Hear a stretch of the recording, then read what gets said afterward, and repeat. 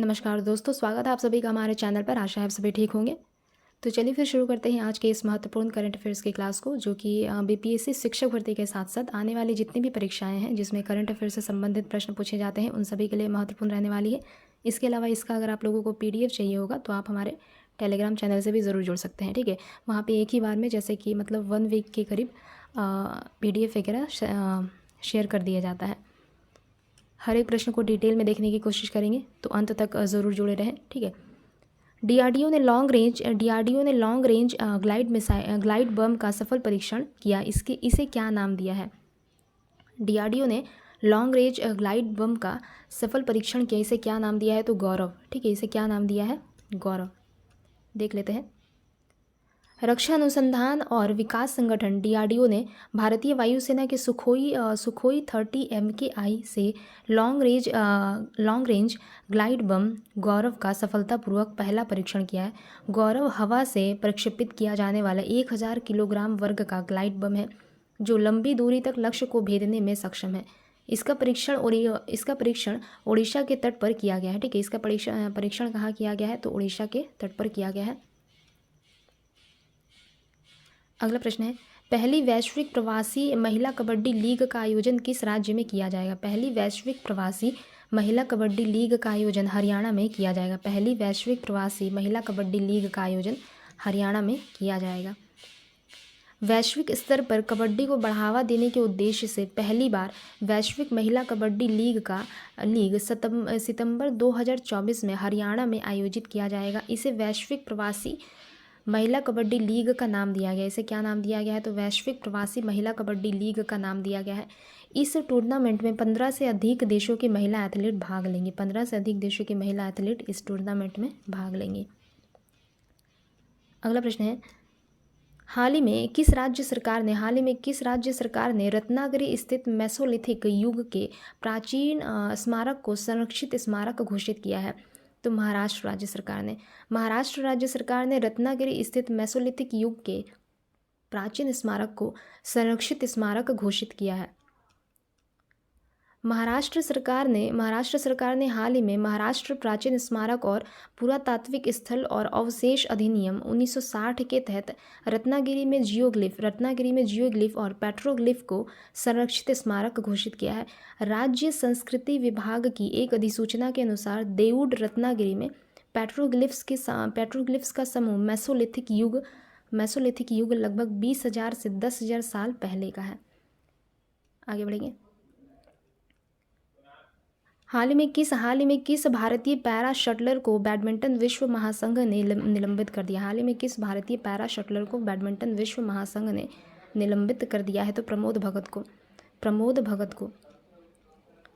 Para shuttler Pramod Bhagat को doping रोधी नियमों के उल्लंघन के लिए बैडमिंटन विश्व महासंघ ने 18 महीने की अवधि के लिए निलंबित कर दिया है।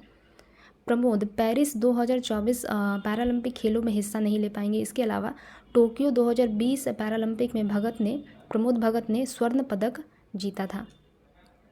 ठीक है। भारतीय जूनियर पुरुष हॉकी टीम का नया हेड कोच किसे बनाया गया है? भारतीय जूनियर पुरुष हॉकी टीम का नया हेड कोच PR श्रीजेश को बनाया गया है। हॉकी इंडिया ने हाल ही में भारतीय हॉकी टीम के रिटायर गोलकीपर PR श्रीजेश को भारतीय जूनियर पुरुष हॉकी टीम का नया मुख्य कोच नियुक्त किया है। बता दें कि PR श्रीजेश पेरिस ओलंपिक 2024 कांस्य पदक विजेता भारतीय टीम का हिस्सा थे। संयुक्त राष्ट्र में भारत के नए राजदूत के रूप में किसे नियुक्त किया गया है? संयुक्त राष्ट्र में भारत के नए राजदूत के रूप में P हरीश को नियुक्त किया गया है। देख लेते हैं थोड़ा डिटेल में। डिप्लोमेट पार्वथनेनी हरीश को 14 अगस्त को न्यूयॉर्क में संयुक्त राष्ट्र में भारत के अगले राजदूत के रूप में नियुक्त किया गया है। वर्तमान में वह जर्मनी में भारत के राजदूत के रूप में कार्यरत है। जून में रुचिरा कंपोज, ठीक है, अभी तो मतलब वर्तमान में क्या संयुक्त राष्ट्र में कौन है?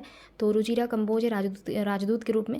उनके मतलब जून में सेवानिवृत्त होने के बाद संयुक्त राष्ट्र में भारत के राजदूत या स्थायी प्रतिनिधि का पद खाली है।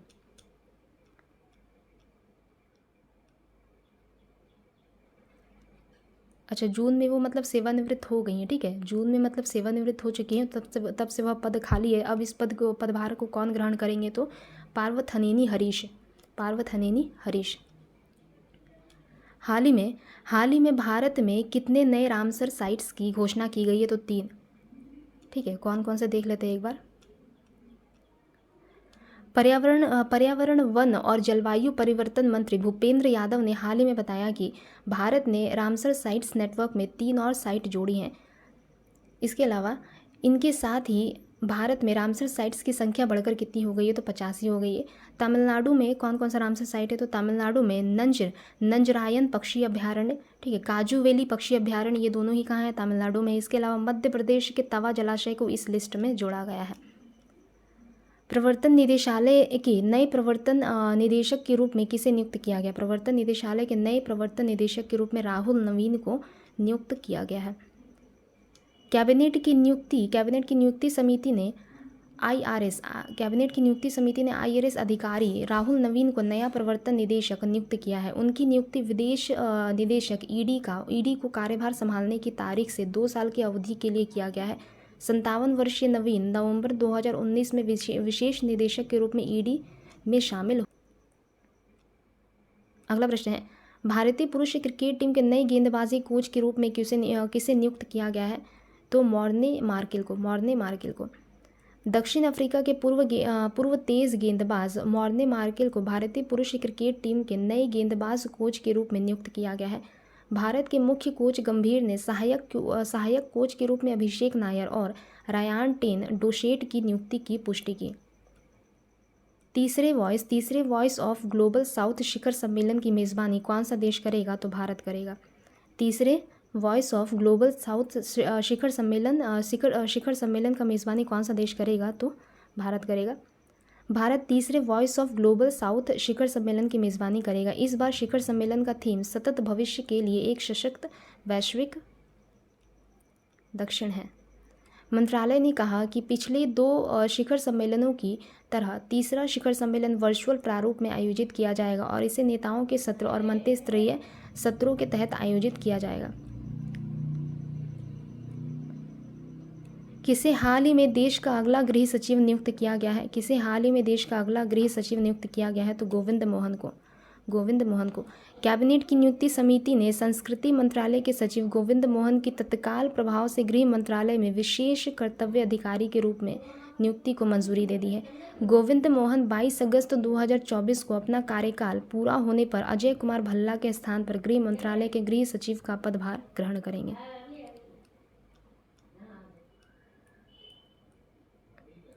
डॉक्टर राम नारायण अग्रवाल का हाल ही में निधन हो गया, वह किस क्षेत्र से जुड़े थे? डॉक्टर राम नारायण अग्रवाल का हाल ही में निधन हो गया, वह साइंस के क्षेत्र से जुड़े थे। प्रसिद्ध भारतीय वैज्ञानिक और भारत के मिसाइल कार्यक्रम में महत्वपूर्ण भूमिका निभाने वाले डॉक्टर राम नारायण अग्रवाल का हाल ही में निधन हो गया है।